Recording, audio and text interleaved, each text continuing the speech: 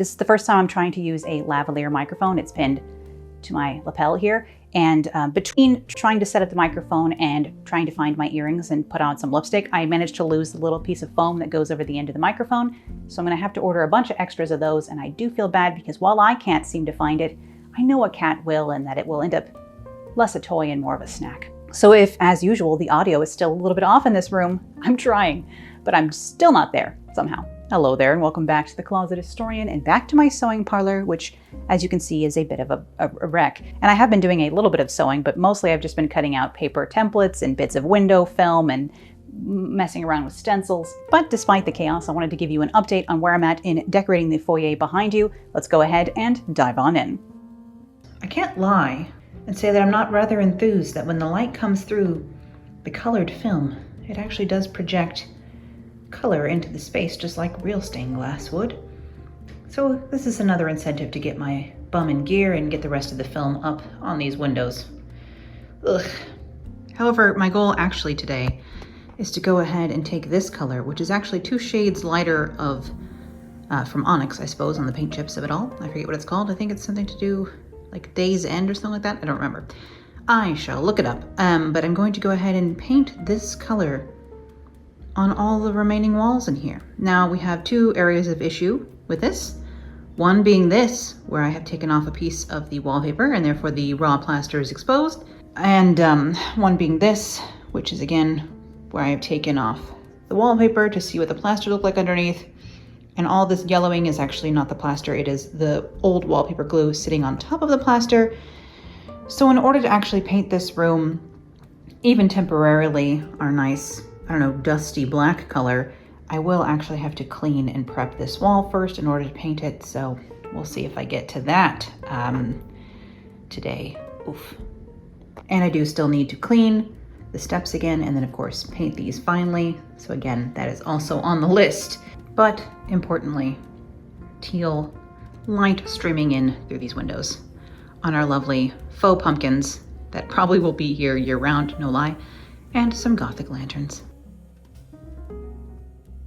Well, the room is even more a mess than it was this morning, so that can only mean we've made some progress. And you can see that I did the first coat, well, not in the open patch, on the rest of the room here, and you can see that I did that with a brush just to give a more old world finish. I can tell the difference when the paint is done with a brush as opposed to roller, and I'm that annoying that I prefer it with a brush. And luckily the only one that suffers because of this is me. This is actually a darker color than the trim. Again, it's very close. This is called Day's End. It's, I would say, off black, whereas the trim is more of a true black. We'll see how it goes. This is still kind of drying. I will, of course, endeavor to put another coat up tomorrow, and then I have to figure out what I'm going to do about the empty patches. Probably try and clean them and either incorporate them in a creative way or clean them and paint them to match. And thankfully, the Fifi remains. She's wondering, what have you done? You tore up the entire room. No, I didn't spill green paint there. All right, I might have. But this side of the room is looking decidedly darker, and it is quite delicious. It makes the ceiling look so bright, whereas before the ceiling looked quite dark. But we're getting there. We're getting somewhere here. Long way to go.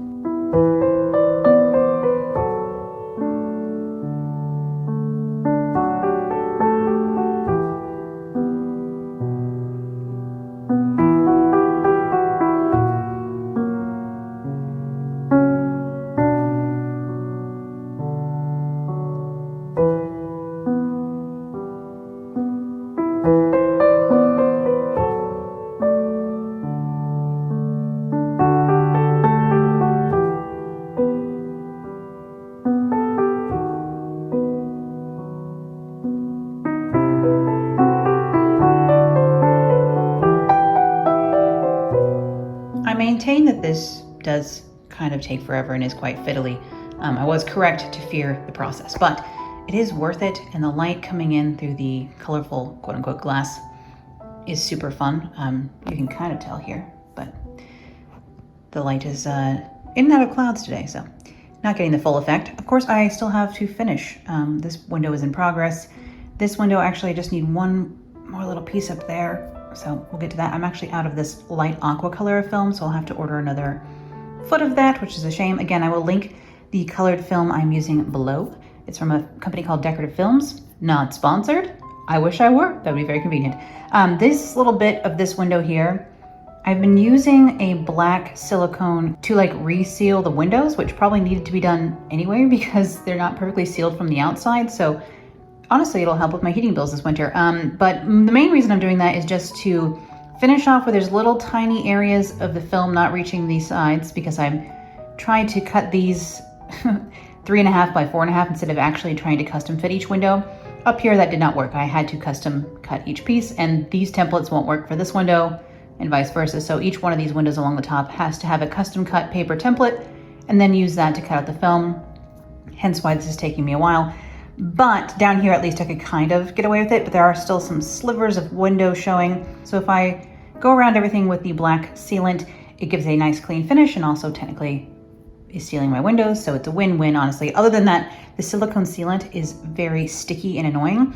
And I've learned after trying this the first time that I need to have gloves on because it's almost impossible to wash it off my hands, which is just a fun thing that I have learned. Probably it's not the best product to be using for this, but it's quite removable and like everything else can be changed in the future, I suppose.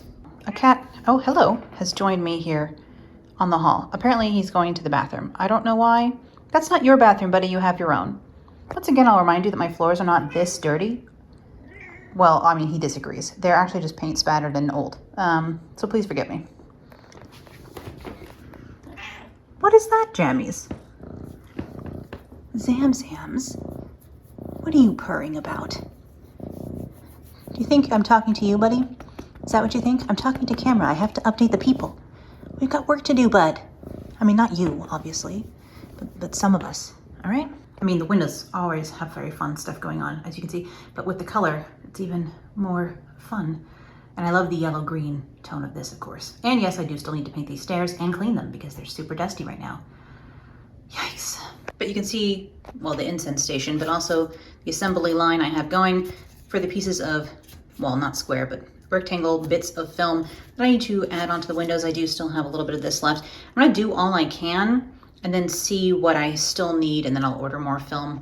It is quite expensive. It's about $24 a foot. It is like 40 inches by a foot. So it's plenty for these small windows, but of course I'm gonna be just a tiny bit shy, sadly enough. But again, it's quite worth it. Here you can see the difference between windows that I have sealed and that I haven't. So you can see it just is a little bit cleaner. Tiny bits of the window are showing here. And of course it's just a messy nonsense in there. But this window I have sealed, and I have sealed here, and I have not sealed these.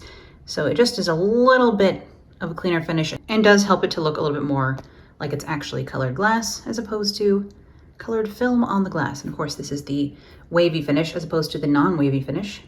I wish they had this dark green color in the wavy, but they simply do not. Decorative Films, if you'd like to collaborate with me on some situations, just let me know. But you can see here again how this is just shy of fitting perfectly, but that's because these windows are old, and while the paint that I just put on these comes off pretty easily, the old stuff from, I don't know, paintings past does not come off easily. So despite new paint coming off with the razor blade easily, the old stuff is proving crusty. But again, as fiddly as this is, it's so worth it to me because look, I mean, these windows are already fun, but look how much more fun they are with black and jewel tones. Them's the facts. Also, I did receive several comments from people who either do stained glass or know someone who's done stained glass, and they say it would be easy enough to actually replace these with panes of colorful glass, and I might do that in the future. And then when I not repoint, what is it called? Reglaze the windows, I will put in colored glass in the future. But that is of course a future down the line sort of project. So for now, we will live with the colorful film, and I do still think it is a very fun upgrade. Yes, forgive me, the pumpkins are out. I had to go to the attic to look for something, and I thought, hey, it's October now. The pumpkins are getting scattered around even though I'm in the middle of this project. No surprise there. And Sammy's is investigating. You're just following me around, aren't you there, buddy? He was having a nap, but I wish I could just hand it over. He could do some more work down here and I could have a nap. Another update over in this corner is that I have cleared this sort of East Lake antique table. I have cleared the bar off of it, so all the liquor has been removed from this table and stuck into one of the less used kitchen cabinets, which I don't have many kitchen cabinets, so that is saying something. Because I really didn't like having the bar so far away from a sink anyway, because when you're mixing drinks, like if you're actually using the bar, it is not convenient to not be near the sink because of lime juice getting on everything and things are going to get sticky and sugary. So it's not actually convenient to have it out here. Even if it was a cute idea to have this be the cocktail portion, it doesn't really work. So I have switched to putting my sort of strange pagoda bird cage, which it does have a stand, but I took it off the stand and set it directly on top of here. I brought down one of the cloches from my blue closet because the thing about the blue closet is I'm not actually in there every day, and I want to be able to see some of the decorative stuff I put in there. So I have removed some of the decorative stuff, and it will be a little bit more practical, I think, sadly. But I brought this cloche down. I moved a couple of other bird cages and faux plants over here, and this is quite a fun little vignette for now. Of course, this is a work in progress. This is another fun, not leaded glass, but I don't know. It isn't leaded glass, it's paned glass. What is this style of stained glass called? It's not really stained glass, it's piecework glass, quilted glass. Tell me what these windows are called.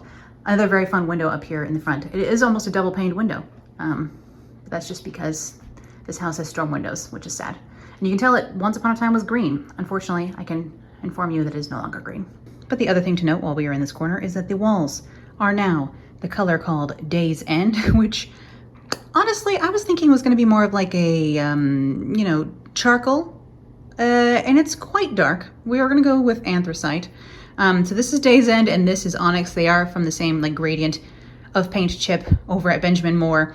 But I will say this is a slightly darker tone than I originally was planning on going in here.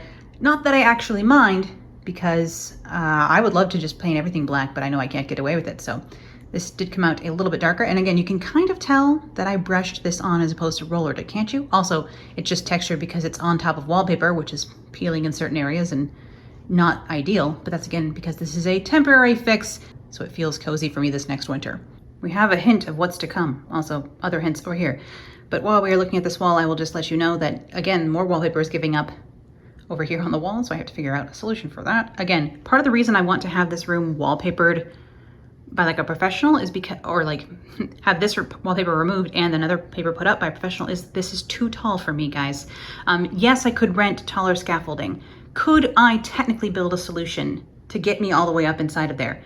Yes. However, I am too clumsy, and I know it's too much of a risk. Like I could get scaffolding and get up in there, but unless I'm like also like got climbing gear on that will catch me, you don't understand how, like I tripped on this step last night. I missed the last step and nearly broke a toe. So like literally last night, my foot was a little bit swollen this morning. So you cannot trust me to do that work myself. So I think this is one of those things where I'm going to save up and like hopefully this time next year, there will be wainscoting and there will be wallpaper installed by someone who knows what they're doing and feels a lot more stable on a ladder. However, we all know I do have a problem. And by that, I mean, I will suffer for aesthetic movement in my jewel tones inspired design. This one's a little bit more, I don't know, Art Nouveau-ish. But in here, this is directly a Christopher Dresser design from the 1880s, just in my colors because he didn't provide colors. However, I do resent that some people think that I choose modern colors for these things. These are not Victorian colors just because they're bright jewel tones. I think the Victorians would have no problem with the paper in this room, especially if that were a border seen at the time in 1886 or whatever. But anyhow, she who has craft cutter machine and knows that stenciling is possible has too much power. And so I've gotten a wild idea. No one is surprised. And because the walls came out so much darker in here, the ceiling did start to look like, the ceiling is now lighter again. And so I thought a good way to let these things be in a better conversation with one another while we wait to wallpaper would be to stencil the walls. So I ordered some more of the clear stenciling material, and I cut out my stencils last night that I designed from reference over on Pinterest. I can link the reference and my stencils below if you'd like to cut out your own. And I've cut out this frieze, and basically I'm gonna go with this sort of design. I'm not positive how high I want the wainscoting in here to be. I honestly cannot decide There are like standard formulas, but those are from like classical houses. Technically, while this house is kind of a neoclassical revival, it also has some Queen Anne or folk Victorian elements as well. So it's one of those late Victorian era, mix them up doohickeys. So I don't have to really stick to one era or another. Of course, because I have these rather Gothic windows over here, I do feel free to add some neo-Gothic elements into the design. And honestly, I hardly need an excuse because I just love Gothic tracery. So I have thrown this large frieze up here for now. I need to do the extra detailing that makes it look a little bit more 3D. So hopefully I'll be able to show you that in this video as well, although I will not be able to finish the entire stenciling I want to do. But I hope I can do a sort of proof of concept of my idea here above the gas-powered fireplace in this zone. And at least this room is now basically black and green, which of course coordinates with the salon and the sewing parlor much better. So it does, I don't know, feel more me in here already, especially because it's a chaotic mess, which also we could say that about me as well, sadly. I have also been gathering references for what I want to do on the ceiling in here. That's probably going to be a separate project that I will tackle next year. I really want to do an aesthetic movement inspired ceiling in here, lots of detail. I wouldn't mind adding some kind of crown molding in here, but I just don't have a ton of space here. So at the same time, I might do like a faux crown molding because I don't really have a ton of room to do it. I mean, this room doesn't have crown molding, but you can see because of the way that there's a border painted on the wall and on the ceiling, it kind of provides like a crown to the room without actually having crown molding, because for whatever reason, there's just none in this house, sadly enough. This is a pretty hefty size, I don't know, bullseye block and molding here. I wish I had this exact molding profile. I'll have to get one of those little jigs that you stick on there to get the molding profile, because when I do go to add the wainscoting, I wouldn't mind having like this same profile as the top. And I'm thinking honestly that I'm going to go as high as I can to be able to keep it underneath the sconce and the light switches, because I would honestly love to go and match this level and be really tall and just have the frieze above it. But I think it'll be more annoying to have to refit all the electrical on the outside of the paneling, so But of course, the higher paneling I do, the less wallpaper I will have to eventually buy. And again, it is very expensive, and doing that is going to be the main investment when it comes to the wallpaper. Yikes! And another thing to remember here is that this is the only hard, like wired lamp in this entire room. In this foyer, there's no ceiling lamp, there's no other sconces, so this is the only light I have in here. I would like to replace this. The question is, do I go for something like have the electrician move the situation, which is annoying with lath and plaster, but have it be moved to the center and do a larger sconce? I don't know. There's not really room on the other side here to do, I mean, I guess technically, should we do one there and one here, and then it will be a little bit brighter in here anyway? Maybe we should do two sconces. I have to ask the electrician how expensive it would be either to move this or add another one, because I have no idea. I assume that they're more familiar with doing things in lath and plaster here because all these houses are so old, but truly, I really haven't a clue. And you can see how nice my living room is because I haven't been in there to hang out, because I've been trying to like hand brush paint the walls in here and then cut ridiculous bits of sticker for my windows. So I haven't been chilling in there's two books there I want to read, but you can see that I've been using this room because it's a mess. But yes, just cutting this stencil film to size and creating little templates for each window. The top part of the windows are all kind of custom-y. I'm not sure how they made those windows. It does seem to be separate pieces of glass and not one large pane of glass.